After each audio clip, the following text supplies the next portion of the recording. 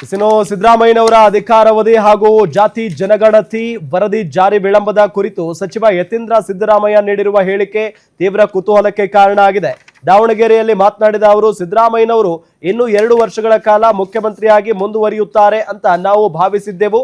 ಆದರೆ ಅನಿರೀಕ್ಷಿತ ರಾಜಕೀಯ ಬೆಳವಣಿಗೆಗಳಿಂದಾಗಿ ಅವರು ಸಿಎಂ ಸ್ಥಾನದಿಂದ ಕೆಳಗಿಳಿಯಬೇಕಾಯಿತು ಅಂತ ಸ್ಫೋಟಕ ಜಂಟಿ ಹೇಳಿಕೆಯನ್ನ ಕೊಟ್ಟಿದ್ದಾರೆ. ಅಷ್ಟೇ ಅಲ್ಲದೆ ಸಿದ್ದರಾಮಯ್ಯನವರು ಜಾತಿ ಜನಗಣತಿ ಸಮೀಕ್ಷೆ ನಡೆಸಿ ಅದನ್ನ ಜಾರಿಗೆ ತರಲು ತೀವ್ರವಾಗಿ ಬಯಸಿದ್ರು.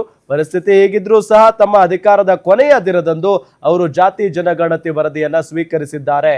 ಈ ವರದಿಯನ್ನ ಜಾರಿಗೊಳಿಸುವುದು ನಮ್ಮ ಪಕ್ಷದ ಪ್ರಣಾಳಿಕೆಯ ಪ್ರಮುಖ ಆಶ್ವಾಸನೆಯಾಗಿದ್ದು ಅದನ್ನ ಈಡೇರಿಸುವುದು ಈಗ ನಮ್ಮ ಸರ್ಕಾರದ ಜವಾಬ್ದಾರಿಯಾಗಿದೆ ಅಂತ ಯತೀಂದ್ರ ಸಿದ್ದರಾಮಯ್ಯ ಸ್ಪಷ್ಟನೆ ಕೊಟ್ಟಿದ್ದಾರೆ. ಈಗ ಸಿದ್ದರಾಮಯ್ಯ ಅವರು ಜಾತಿ ಗಣಿತನ ಮಾಡಿಸಿ ಸಮೀಕ್ಷೆ ಮಾಡಿಸಿ ಅದ್ರ ವರದಿಯನ್ನ ಜಾರಿಗೆ ತರಬೇಕು ಅಂತ ಹೇಳಿ ಅವ್ರು ಅನ್ಕೊಂಡಿದ್ರು. ಸೊ ಇನ್ನೂ 2 ವರ್ಷ ಇರ್ತಾರೆ ಅಂತ ನಾವೆಲ್ಲ ಅನ್ಕೊಂಡಿದ್ವಿ. ಆದರೆ ಅನಿರೀಕ್ಷಿತವಾಗಿ ಅವರು ಮುಖ್ಯಮಂತ್ರಿ ಸ್ಥಾನಕ್ಕೆ ಕೆಳಗಿಳಬೇಕಾಗಿದೆ. ಆದರೂ ಕೂಡ ಅವರು ಸ್ಥಾನ ಬಿಟ್ಕೊಡ್ಬೇಕಾದ್ರೆ ಕೊನೆಯ ದಿವಸ ಅದನ್ನ ಅಕ್ಸೆಪ್ಟ್ ಮಾಡ್ಕೊಂಡಿದ್ದಾರೆ. ಆದರೆ ಅದಿನ್ನೂ ಜಾರಿಗೆ ಬಂದಿಲ್ಲ, ಕ್ಯಾಬಿನೆಟ್ ಮುಂದೆ ಬರಬೇಕು. ಖಂಡಿತ ಅದು ಕೂಡ ನಮ್ಮ ಒಂದು ಅಜೆಂಡಾ ಆಗಿದೆ. ನಾವು ಈಗ ಸಿದ್ದರಾಮಯ್ಯ ಅವರು ಈಗ ಏನದ ಅನಿರೀಕ್ಷಿತ ಬೆಳವಣಿಗೆ ಅಂತ ದೊಡ್ಡ ಬೆಳವಣಿಗೆ ಏನಾಯ್ತು? ಅದೇ ಮುಖ್ಯಮಂತ್ರಿ ಬದಲಾವಣೆ. ಅಲ್ಲ, ಮುಖ್ಯಮಂತ್ರಿ ಬದಲಾವಣೆ ಅಂದ್ರೆ ಅನಿರೀಕ್ಷಿತವಾದಂತಹ ಏನೋ ಬೆಳವಣಿಗೆ ನಡೀತು ಅಂತ ಹೇಳಿದ್ರು.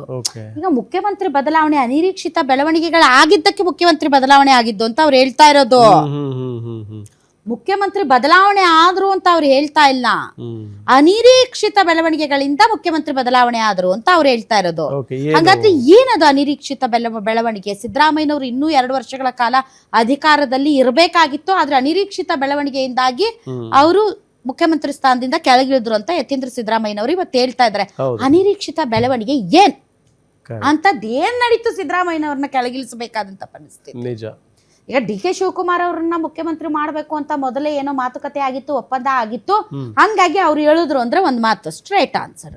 ಅನಿರೀಕ್ಷಿತ ಬೆಳವಣಿಗೆಗಳಿಂದ ಅವ್ರು ಕೆಳಗಿಳಿಬೇಕಾಯ್ತು ಅಂದ್ರೆ ಏನೋ ಆಗಿದೆ ಬೆಳವಣಿಗೆ. ಅದು ಸಿದ್ದರಾಮಯ್ಯನವ್ರಿಗೆ ಡ್ಯಾಮೇಜ್ ಮಾಡುವಂಗಿತ್ತೇನೋ, ಅಥವಾ ಪಕ್ಷಕ್ಕೆ ಡ್ಯಾಮೇಜ್ ಆಗೋ ರೀತಿ ಇತ್ತೇನೋ, ಹಂಗಾಗಿ ಅವ್ರನ್ನ ಕೆಳಗಿಳಿಸಿದ್ರೇನೋ ಗೊತ್ತಿಲ್ಲ.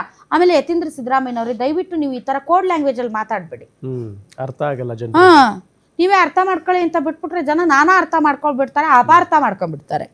ಸೊ ಹೀಗಾಗಿ ನೀವೇನ್ ಮಾತಾಡ್ತಾ ಇದ್ದೀರಿ ಅನ್ನೋದನ್ನ ತುಂಬಾ ಸ್ಟ್ರೇಟ್ ಫಾರ್ವರ್ಡ್ ಆಗಿ ಹೇಳಿಬಿಟ್ರೆ ಈ ರೀತಿಯಾದಂತಹ ವಿಶ್ಲೇಷಣೆಗಳು ಹೊರಗಡೆ ಬರೋದಿಲ್ಲ. ನಂಬರ್ 1. ನಂಬರ್ 2, ಜಾತಿ ಗಣತಿಯನ್ನ ಕಡೆ ಕ್ಷಣದಲ್ಲಿ ಅವರು ಸ್ವೀಕರಿಸಿ ಹೋದ್ರು ಅಂತ. ಸೊ ಈಗ ಜಾತಿ ಗಣತಿಯ ವರದಿಯನ್ನ ಅಂಗೀಕರಿಸಿ ಅದನ್ನ ಜಾರಿಗೆ ತರುವುದು ಕಾಂಗ್ರೆಸ್ ಸರ್ಕಾರದ ಆದ್ಯ ಕರ್ತವ್ಯ ಅಂತ ಹೇಳಿದ್ದಾರೆ.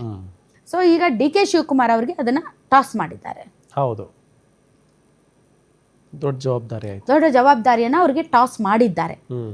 ವೆರಾಸ್ ಇದಕ್ಕೆ ಡಿ.ಕೆ. ಶಿವಕುಮಾರ್ ಅವರು ಯಾವತ್ತೂ ಒಪ್ಪಿಲ್ಲ ಈ ಹಿಂದೆ. ಮುಂದೆ ಒಪ್ಪುತ್ತಾರಾ ಗೊತ್ತಿಲ್ಲ. ಒಪ್ಪದಿದ್ರೆ ಮುಂದೇನು? ಪಾಪ ತಂದೆಯವರು ಸ್ವೀಕರಿಸಿದಂತಹ ಆ ಒಂದು ಜಾತಿ ಗಣತಿಗೆ ನ್ಯಾಯ ಒದಗಿಸಿ ಕೊಡುವಂತಹ ಕೆಲಸವನ್ನ ಮಂತ್ರಿಗಳಾದ ತಾವೇ ಮಾಡಬೇಕು. ಯತೀಂದ್ರ ಸಿದ್ದರಾಮಯ್ಯನವರೇ, ನೀವು ಮಂತ್ರಿ ಆಗಿರುವುದು ಕೇವಲ ನಿಮ್ಮ ಒಂದು ಸ್ವಂತ ಉನ್ನತಿಗಾಗಿ ಅಲ್ಲ, ನಿಮ್ಮ ತಂದೆಯವರು ಬಿಟ್ಟು ಹೋದಂತಹ ಆ ಒಂದು ಲೆಗಸಿ ಏನಿದೆ ಅದನ್ನ ಕಂಟಿನ್ಯೂ ಮಾಡಕ್ಕೆ. ಅದರಲ್ಲಿ ಜಾತಿ ಗಣತಿ ತುಂಬಾ ಇಂಪಾರ್ಟೆಂಟ್. ಹಾಗಾಗಿ ತಾವು ಮಂತ್ರಿ ಆಗಿರೋದ್ರಿಂದ ಅದಕ್ಕೆ ನ್ಯಾಯ ಒದಗಿಸ್ತೀರಿ, ತಮ್ಮ ತಂದೆಯ ಹಾದಿಯಲ್ಲೇ ತಾವು ನಡೀತೀರಿ ಅನ್ನುವಂತಹ ಭರವಸೆ ಇದೆ. ನೋಡೋಣ ನೀವು ಅದೆಷ್ಟರ ಮಟ್ಟಿಗೆ ಈ ಒಂದು ಪರೀಕ್ಷೆಯಲ್ಲಿ ಸಕ್ಸಸ್ ಆಗ್ತೀರಾ ಅಂತ.